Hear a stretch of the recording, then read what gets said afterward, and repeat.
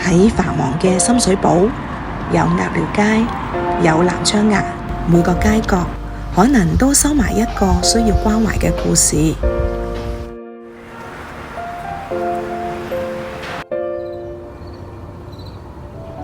一粒米唔淨止係用嚟飽肚，有時佢都可以變成一份溫暖。當呢粒米會喐會笑，佢就變成咗米粒大使，走入人群，默默幫人。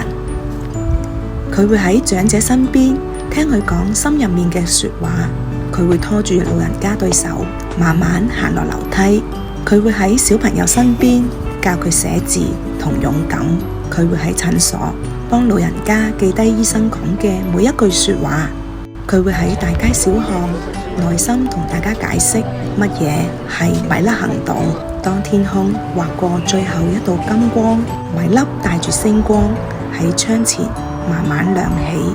一粒米一粒星，一齊照亮我哋社區每一層樓每一個人。加入米粒行動，等我哋一齊點亮樓宇星光。